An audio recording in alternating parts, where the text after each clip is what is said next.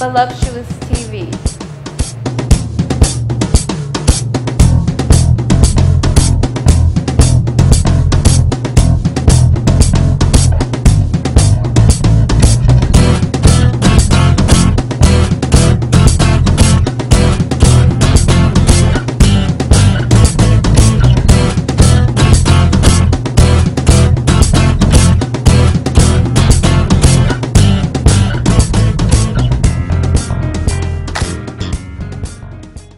613-513-4472. The Mr. Marcus Mixtape Show is live in the studio. This is what we do each and every Sunday.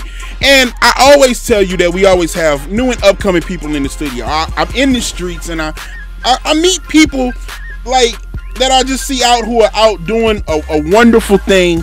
And recently, when I was at the St. Louis fundraiser, sponsored by Tony J, called the Traffic Music Awards, you know, I met this young lady. She was actually on the red carpet interviewing artists, and I was like, I've never seen her before.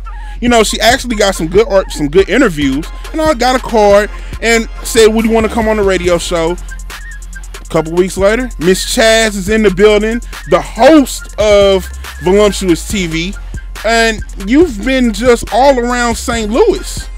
I've tried, definitely. I'm actually kind of like, well, who was this? I Googled. I Googled. I Googled in YouTube. Wow, thank you. So, you know, once I Googled in YouTube, I said, oh, she's been around. She's met some people. I need to get her on the show. I've been trying to grind and grind and grind. I think it's just so important to have a platform to promote talent relative to local artists. I'm really into the local artist thing. I believe in supporting St. Louis, East St. Louis wholeheartedly. Okay. I don't think we're unified enough. Not at all. I can bridge somewhat of a gap to assist that, and that's what I want to do.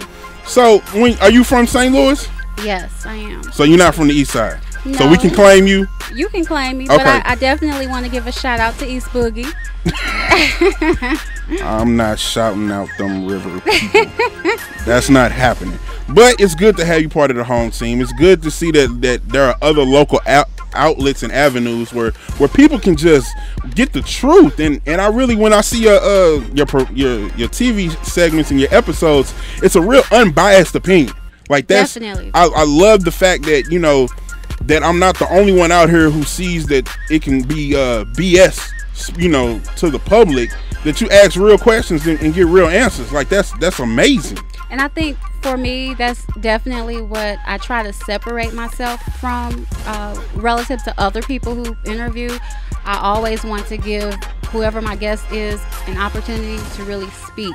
So out of all the interviews that you did, yes. Like and there have been many, like who gave you like the most memorable quotable where you kind of like, oh wow, I'm glad I got the camera rolling. Like who said something that was kind of shocking?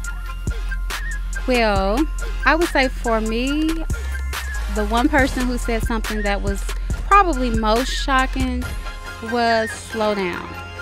Okay, former Dirty Ian team member, Silent Hype Man, Slow Down.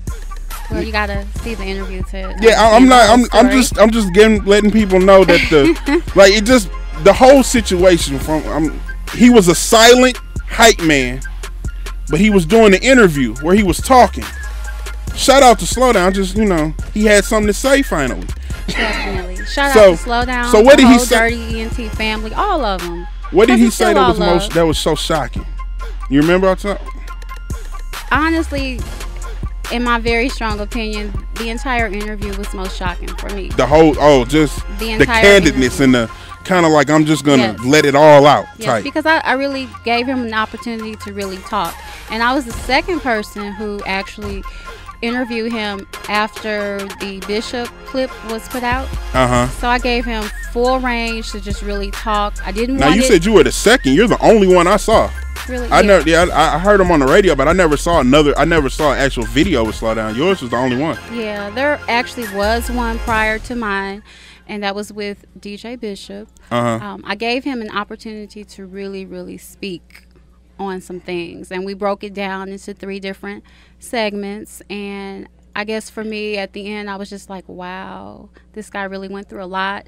I don't think that there were clear lines of communication relative to a contract. That was the conclusion I came to. That was just your kind of conclusion to the whole thing. And then I also felt that here was somebody who just really wanted to be part of this group. You know, he had been like a huge fan of Dirty Auntie, and did everything in his power to just kind of like get close to these guys. And then once he had the opportunity to just be on stage, and you know, as he stated, he never wanted to rap or anything like that. He was more like the hype man, the guy who brought like this extra stage presence to their shows. And just with his range of emotion in terms of really going into detail about it, it was just like, wow. So you had a preconception of what Slowdown was beforehand. That really changed after you just sat down with him and talked to him for a couple minutes and got this great footage, like that you have looked. I don't want to say you looked into the man's soul or nothing, but you heard him speak from the heart. I did.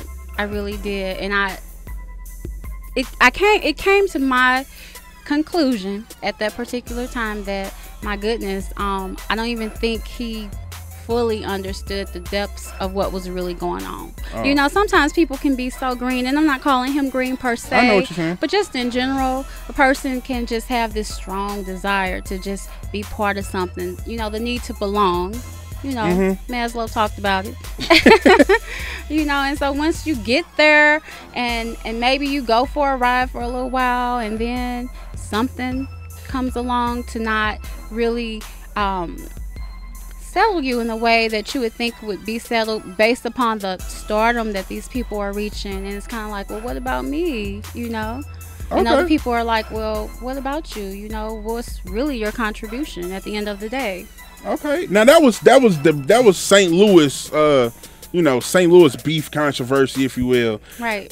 Do you stay in tune to the streets like that, or was that just kind of like the Luck Up interview? Because I can give you some stuff to talk about if you want some. I try to stay away from drama, to be quite honest. Okay. I'm drama free. I just thought he would be a really, really cool person to interview, just to hear his story from his own perspective or what have you. Now, what I will say that I did not agree with there after my interview, he put more footage out and was somewhat negative with reference to Dirty Auntie. And I think that, again, as I stated earlier, we are already not unified. So why are we like hating on each other? We need to love one another. Like I just said outside, you know, they say St. Louis is a dog eat dog. Where I say St. Louis is a dog eat dog eat dog. Like it's horrible here. But we gotta fix that. That's why you on the show. With a solution to fix that. Well, more shows like Voluptuous TV Ms. Chaz, and hopefully you can bridge the gap. And definitely, we're gonna be like more with you in a minute, man. We got to get to Dutch Jackson, Bad Chicks to the Flow. 513-4472, Mr. Marcus Mixtape Show. If you got a question, you got a comment, you want to talk to Ms. Chaz, call in and let us know what you want to hear, man. This is what we do.